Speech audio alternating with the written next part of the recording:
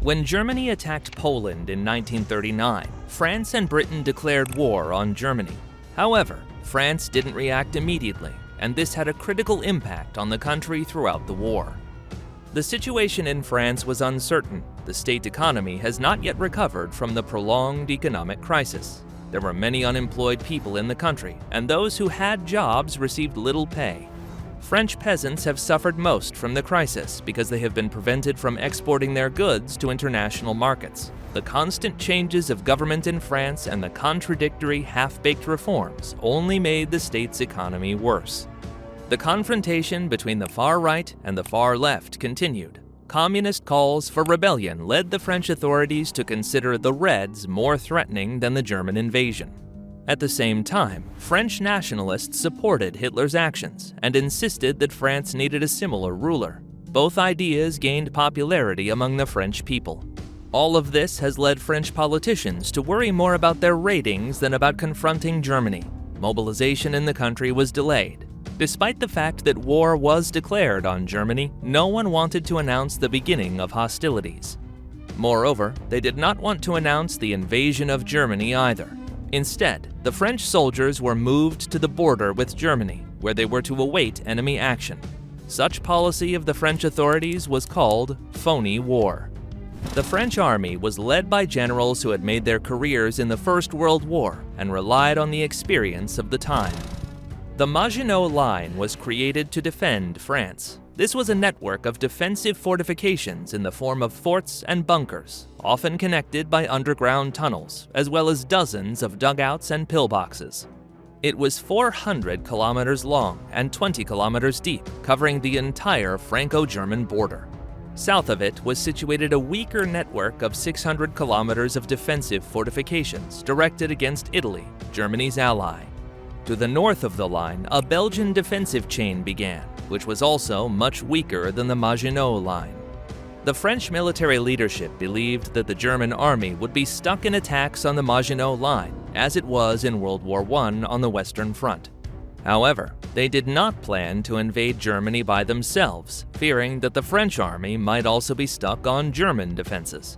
Therefore, France was not preparing its troops for the offensive. France had more tanks overall than Germany, and the B-1 and Somoa S-35 models were better than the German ones. However, their new equipment was scattered among the infantry divisions in small numbers, negating their advantage in quality. In addition, 1,500 French tanks were World War I light tanks. Although technically there were more tanks in France, in reality, the numerical advantage was of no use. Aviation was an even worse condition because the French generals assigned it a secondary role, considered ineffective. Many French aircraft were obsolete and French pilots poorly trained. In September 1939, France decided to help Poland and pull back part of the German forces by launching the Saar offensive. However, instead of the planned 500,000 soldiers, less than 100,000 advanced, while the rest of the French soldiers were in reserve. With little resistance, the French soldiers reached the Siegfried Line, which they dared not attack. And after news of the Soviet invasion of Poland, they retreated to the Maginot Line. So the French leadership once again convinced itself that it was impossible to attack Germany. Soon, the main force of the German army moved to the border with France, and the French finally abandoned hopes for a victorious offensive. Instead, they decided to wait for the Germans to advance in the hope of stopping them again, as had happened in World War I. Hitler planned to launch an offensive against France in October 1939. However, the German army leadership began to dissuade him, believing that the German soldiers should rest after the war with Poland, rebuild their ammunition, and expand their army. Some German generals generally believed that attacking France was dangerous. They thought that the German army, just as it had been in World War I, would be stuck in one position, not a mile ahead. General Walter von Brauchitsch even plotted against Hitler to arrest him if he ordered an attack on France. However, he soon changed his position due to unknown circumstances, and a coup in Germany never took place.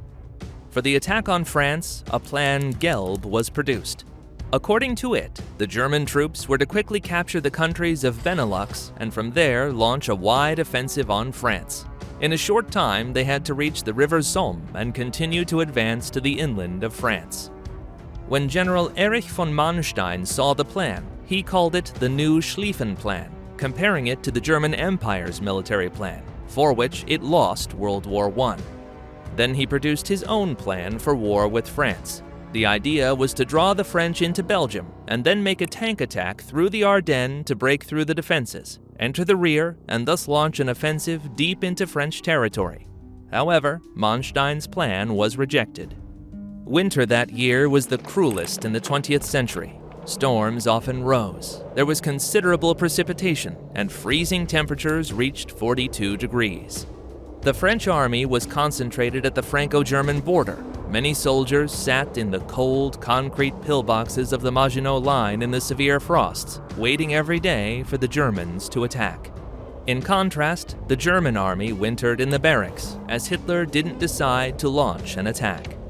On 10 January 1940, a German military aircraft landed in Mechlin, Belgium. On board was Major Helmut Rheinberger with the Gelb Plan documents. It is not known whether this was due to weather conditions or whether the pilot was mistakenly flown into Belgium or whether he was brought by the Allies. However, the Gelb Plan fell to the French, and the German generals had to use Manstein's plan, which from that moment became the new plan of attack on France. In March, losing support from his party, Prime Minister Édouard Daladier resigned. Paul Reynaud, who succeeded Daladier, undertook economic reforms and postponed the war, believing that France would not fight without the help of its allies. During the spring, France was able to muster more than 2 million troops. Another 200,000 soldiers arrived from Britain, and by the end of the war, the number of English soldiers in France had doubled. French and British Allied forces deployed along the Franco-Belgian border. In addition, 600,000 soldiers of the Belgian army and 400,000 soldiers of the Dutch army were under French command, led by General Maurice Gamelin. In total, there were just over 3 million soldiers in 135 divisions. Germany assembled 2,800,000 troops against them in 137 divisions divided into 3 army groups. The Army Group C was to occupy the French troops on the Maginot Line with minor battles. The Army Group B was to attack the Netherlands and Belgium. The Army Group A was to make a breakthrough in the Ardennes and enter the rear of the Allied forces. The main force for the breakthrough was General Ewald von Kleist's 1st Panzer Army, which consisted of 5 tank divisions, half of the tank divisions of the entire German army of the time. The Allied forces had no common plan of action. France hoped that Belgium and the Netherlands would delay the German army while the French prepared for war, and that Britain would send reinforcements. Belgium and the Netherlands, for their part, did not plan to defend themselves for long, relying on the rapid assistance of the French army. Britain hoped to wage war with little blood, limiting itself to 1 expeditionary force which it sent to France. In general, there was no single command center, and the Allied generals did not trust each other. On 10 May 1940, German aircraft began bombardment of the Benelux countries. At the same time, the paratroopers of the 7th Flieger Division were dropped in the rear of these countries' armies. They carried out sabotage, seized important transport hubs, and attacked enemy troops from the rear. Thanks to the paratroopers, the Germans were able to break through the Belgian defenses at Eben-Emael. This was a failure for the Belgian army, and it began to retreat westward. The 5-day bombing of Rotterdam destroyed the entire city. Hitler threatened to bombard other cities in the Netherlands. The German army was able to occupy more than half of the country at the time, and its paratroopers in the rear tried to capture a number of cities, although this did not have much success. To save the population from bombardment, on 14 May, the Dutch army capitulated. The British and French, trying to balance the situation, began to move most of their troops to Belgium. There they hoped to detain the Germans. On 12 May, however, Army Group A, under the command of General Gerd von Rundstedt, began to move through the Ardennes and reached the Franco-Belgian border. The strike was directed to the positions of the weakest French 9th Army, led by General André Corop, whose 7 of the 9 divisions were formed from newly mobilized recruits and were intended to guard the rear. The French 9th Army could not resist the 1st German Panzer Army. Their one-day bout was called the Battle of Sedan, and ended with the French fleeing the battlefield.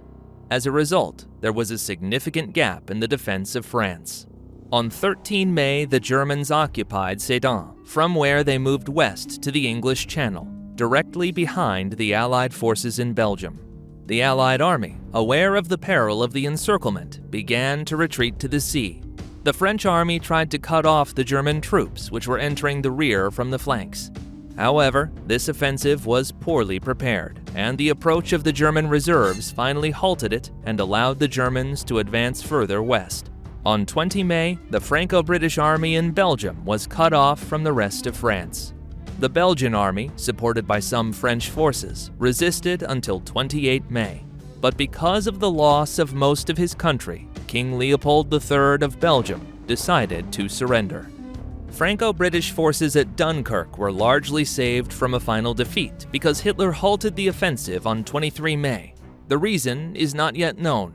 According to one version, the Germans feared a strike on their flanks and therefore turned back some troops. On the other hand, Hitler hoped to negotiate with the British. There is a theory that the German troops were exhausted during the offensive and were not ready to fight for Dunkirk. It is also known that German Luftwaffe commander Hermann Göring asked Hitler to leave it to the German Air Force to destroy the Allied forces at Dunkirk. He wanted his share of the glory in the war against France. Historians still have no single explanation for Hitler's decision. As early as 20 May, the British began to prepare for an evacuation when more than 900 ships, both military and civilian, began transporting British and French soldiers to Britain. From the sky, they were covered by more than 400 aircraft, which were holding back the German bombers. In total, 340,000 soldiers had been saved at the end of the evacuation on 4 June. Half of them were British, a third French, and the rest were the Belgians. Not all were saved. 40,000 French soldiers were captured by the Germans. 2,500 guns, nearly 90,000 vehicles, and 70,000 tons of ammunition were abandoned in Dunkirk. The defeat in Belgium was a real disaster for the French troops. Half of the army was defeated. The combat-capable divisions were lost in battle. The day before, the commander of the French army, General Maurice Gamelin, resigned. General Maxime Weygand, who had replaced him, had little to do about the situation.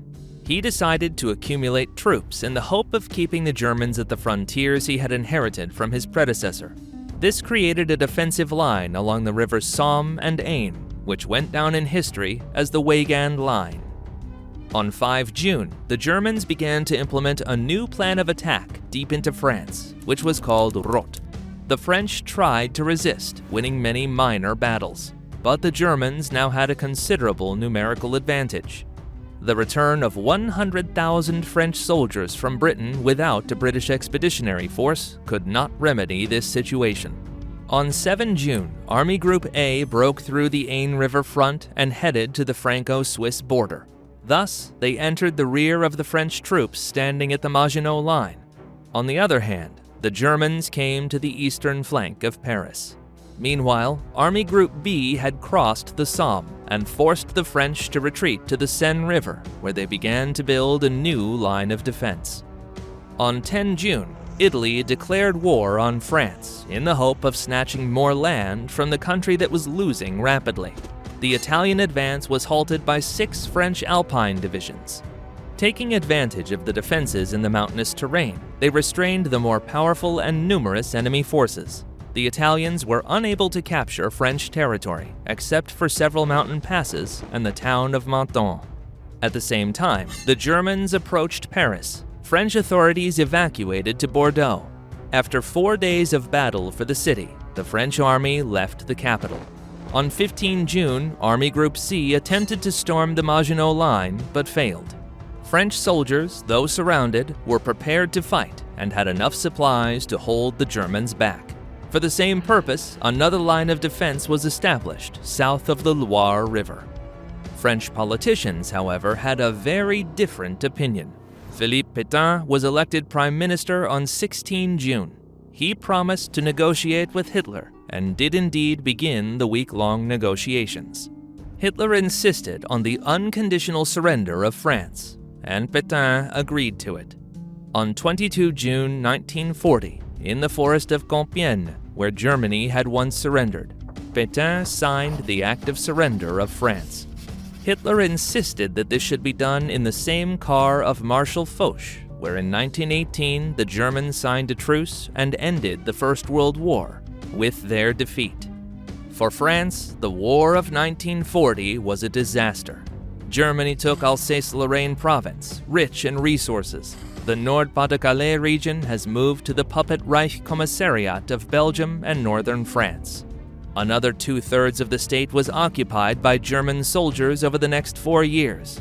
The remaining lands were ruled by the puppet government of Pétain, which made Vichy its capital. Hence, the name of the government of collaborators came, the Vichy regime. Even Italy, after the surrender of France, took part of its lands.